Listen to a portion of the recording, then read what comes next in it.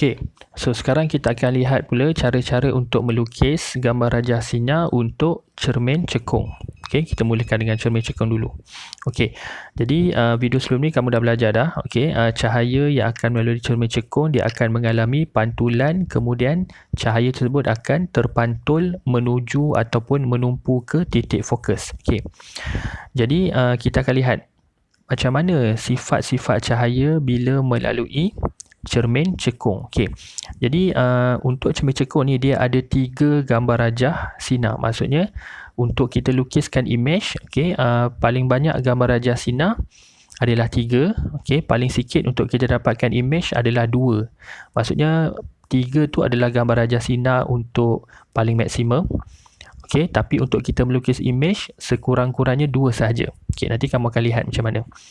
Okey, jadi kita ambil dulu cahaya yang pertama adalah cahaya yang selari dengan paksi utama. Okey, kita dah kenal dah garisan tengah ni adalah paksi utama, F titik fokus, C adalah pusat kelengkungan cermin. Okey, jadi yang pertama adalah cahaya selari dengan paksi utama. Okey, kita ambil yang macam ni. Cahaya selari dengan paksi utama. Okey, kamu kena lihat anak panah ni sangat penting. Maksudnya cahaya ni bergerak selari dengan paksi utama, terkena cermin cekung, dia akan terpantul menuju ke ataupun menumpu ke titik fokus. Okey. So ini adalah yang pertama. Okey, jadi cikgu lukis kat sini, ini adalah cahaya yang pertama ataupun dia punya peraturan yang pertama. Okey, peraturan pertama, mana-mana cahaya selari dengan paksi utama terpantul akan menumpu ke titik fokus. Okey. Yang kedua, okey, yang kedua adalah cahaya ni dia akan terbalik dengan yang pertama. Okey, kita tengok dia punya lukisan ya. Okey, cahaya yang pertama selari paksi utama terpantul menuju ke titik fokus. Okey, kalau yang kedua dia akan lalu titik fokus dulu. Okey, cikgu ambil yang ni lah. Okey, cahaya daripada atas ni lalu titik fokus. Okey. So, ini dia punya pergerakan cahaya dia. Okey, cahaya, tak nampak. Okey, jadi cahaya lalu dekat titik fokus, dia akan terpantul, dia akan menjadi selari dengan paksi utama. Okey, dia akan jadi macam ni. Okey, dia akan jadi selari dengan paksi utama. Okey, ini adalah nombor 2. Okey, nampak Maksudnya cahaya daripada atas, cahaya mana-mana cahaya yang lalu dekat titik fokus cermin cekung, kemudian terkena cermin cekung, dia akan terpantul jadi selari dengan paksi utama. Okey, dia kalau kamu nampak dia seolah-olah terbalik dengan nombor 1. Okey, kalau kamu tengok nombor 1, selari, terpantul, lalu F. Nampak? Dia selari dulu, terpantul, menuju ke, menumpu ke titik fokus. Okey, kalau nombor 2, cahaya lalu titik fokus, terpantul, selari. Boleh? Faham Jadi kamu ingat yang pertama, selari, lalu F. Yang kedua, lalu F, selari. Okey, selari, terpantul, lalu F. Lalu F, terpantul, selari. Okey, itu yang kedua. Yang ketiga, yang terakhir. Okey, yang terakhir adalah kita menggunakan C. Okey, ataupun pusat kelengkungan cermin, center of curvature. Okey, jadi cahaya yang lalu pusat kepada cermin ni, center of curvature ni, okey, contoh kita ambil kat sini lah. Okey, mana-mana cahaya yang lalu dekat pusat cermin, okey, kita ambil yang ni. Okey, bila terkena, okey, kita ambil sini dulu, cahaya lalu dekat pusat cermin. Oh, tak nampak. Okey, cahaya lalu dekat pusat cermin. Okey, bila terkena cermin cekung, dia akan terpantul pada sudut. Dia maksudnya cahaya tu dia akan berserenjang dengan cermin. Okey, maksudnya cahaya nombor 3 ni, okey, cahaya nombor 3 dia lalu pusat cermin, terkena cermin cekung, dia akan terpantul pada laluan yang sama. Okey, faham tak? Okey, kat sini yang kamu kena tengok lebih sikit. Maksudnya kat sini ramai yang tak faham sangat. Okey, maksudnya macam ni cahaya daripada sini lalu pada pusat, okey, lalu pada pusat cermin, terkena cermin, dia akan terpantul balik pada jalan yang sama. Sebab dekat sini dia akan jadi sudut tegak 90 darjah. Okey, ataupun cahaya tu berserenjang dengan permukaan cermin cekung. Seolah-olah macam dekat sini dia jadi cermin satah. Okey, faham tak cermin satah? Okey, contoh cikgu boleh bagi macam ni lah. Okey, ni cermin satah. Kita tahu cermin satah adalah cermin yang rata, flat mirror. Okey, kalau kita tujukan satu cahaya betul-betul tegak ke arah cermin. Okey, maksudnya cahaya dengan cermin tu akan jadi sudut tegak 90 darjah. Jadi cahaya ni akan dipantulkan pada arah yang sama. Faham tak? Okey, maksudnya kalau kamu tujukan satu cahaya tegak pada cermin 90 darjah. Okey, cahaya itu akan terpantul pada laluan yang sama.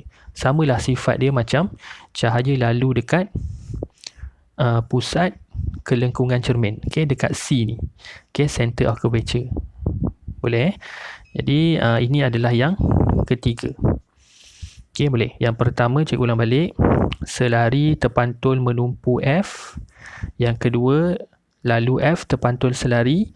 Yang ketiga, cahaya lalu C terpantul balik pada jalan yang sama. C juga. Boleh. Jadi untuk cermin cekung ni ada tiga dia punya kriteria dia. Okey, boleh. Sekarang kita cuba lukis untuk setiap jenis ataupun setiap kategori yang ada dalam cermin cekung. Okey, kita mulakan yang ni. Okey.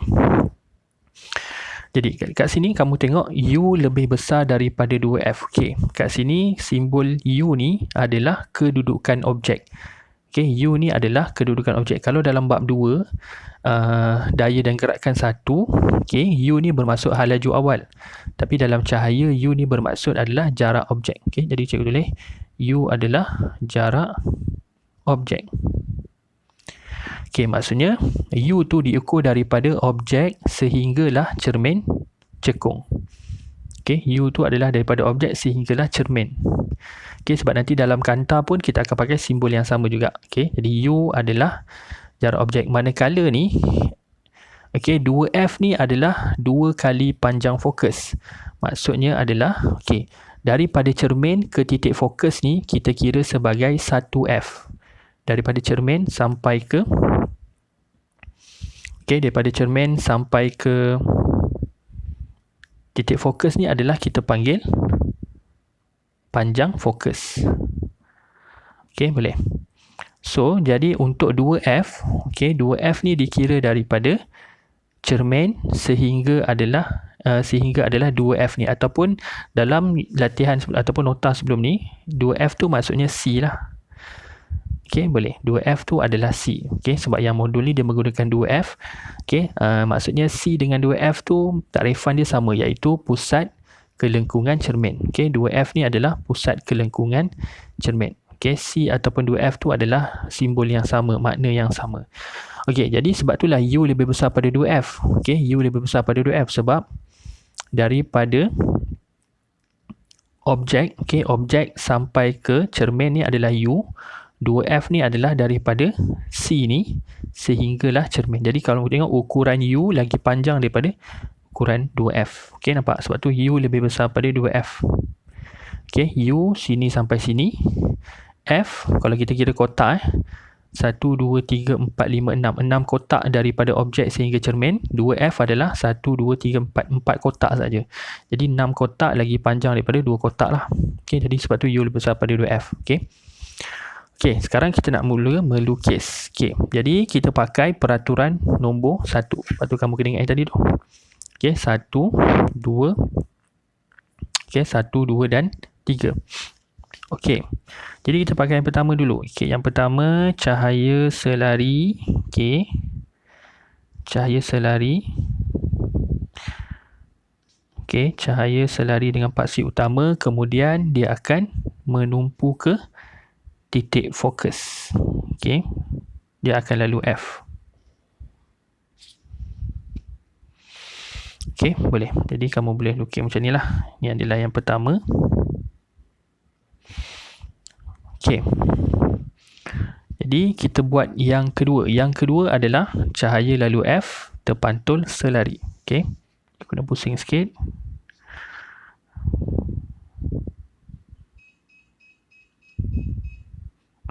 Okey, so daripada objek kena ke sini.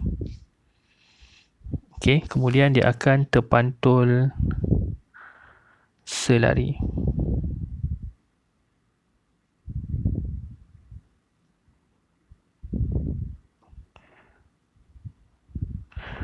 Okey, dia akan jadi macam ni. Okey, so ini adalah yang kedua.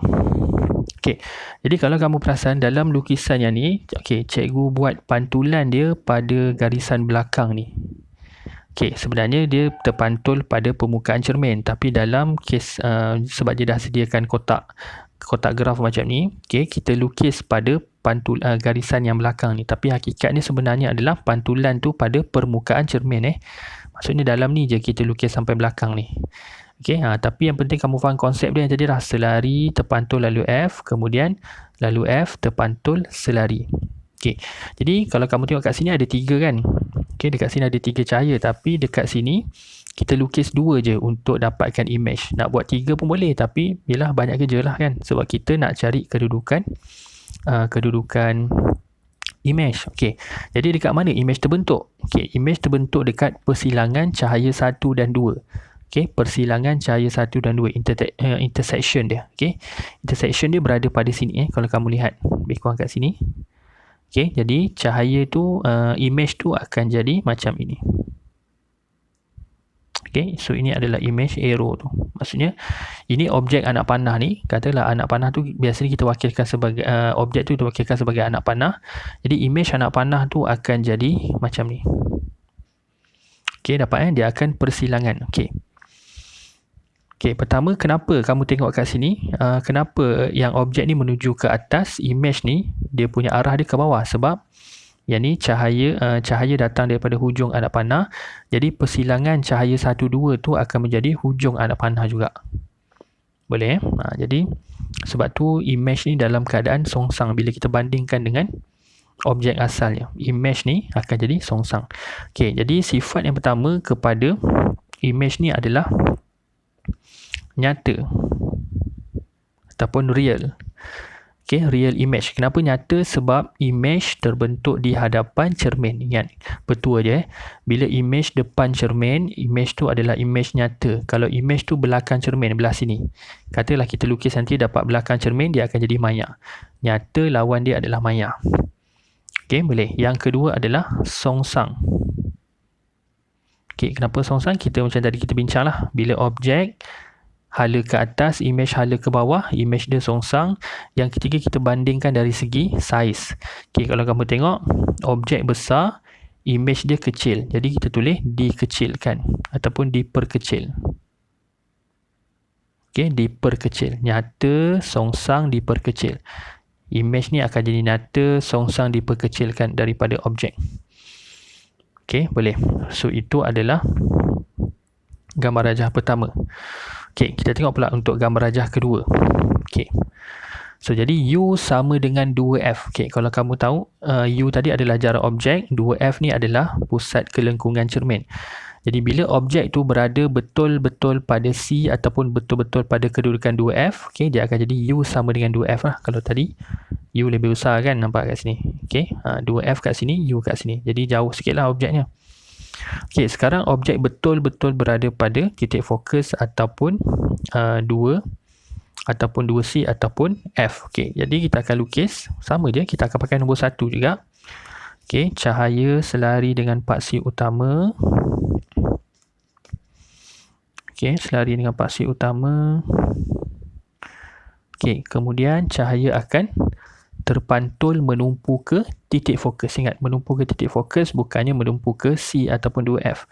Okey, jadi menumpu ke F. Okey, so ni adalah cahaya pertama. Okey, cahaya kedua kita akan pakai peraturan yang kedua, iaitu terbalik daripada nombor 1. Okey, selari lalu F, yang kedua lalu F terpantul selari. Okey, jadi kita buat. Okey, cikgu kena pusing sikit. Okey, ni cahaya yang kedua, dia akan terpantul lalu selari. Okey, so jadi inilah cahaya yang kedua, dapat. Okey, cahaya kedua lalu titik fokus terpantul selari dengan paksi utama. Dia terbalik dengan nombor 1. Ya, senang dia. Selari, lalu F, selari. Okey, jadi kalau kamu lihat persilangan cahaya 1, 2 dekat sini. Nampak tak? Persilangan dia dekat sini. Cahaya 1 ni cahaya 2. Jadi persilangan dia dekat sini. Jadi image dia akan terbentuk betul-betul dekat 2F ataupun dekat C. Okay, jadi image dia pun dalam keadaan songsang. Okay, nampak? Bila objek dekat 2F, image pun dekat 2F. Okay, apa ciri-ciri je?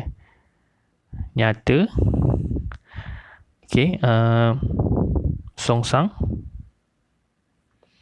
Sama saiz. Nampak tak? Kenapa sama saiz? Sebab kita tengok tinggi dia sama kan? Objek ni tinggi dia satu kotak besar, image pun satu kotak besar. Jadi sebab tu kategori dia sama saiz. Okey, boleh. Nyata, songsang, sama saiz. Okey, boleh. Okey, nyata sebab dia depan cermin, songsang sebab image dia hala ke bawah, objek hala ke atas, songsang. Sama saiz sebab tinggi objek dengan tinggi image adalah sama. Okey, boleh. Okey, so ini untuk bahagian pertama untuk cermin cekung. Sebab nanti kita akan lihat pula untuk seterusnya untuk cermin cekung. Jadi, tak apa, kamu kuasai dulu 3 ni. Okey, basic kepada cermin cekung. Selari lalu F, cahaya pertama. Cahaya kedua lalu F, selari. Cahaya ketiga lalu C terpantul pada arah yang sama. Okey, so kita jumpa lagi dalam bahagian seterusnya untuk cermin cekung pula.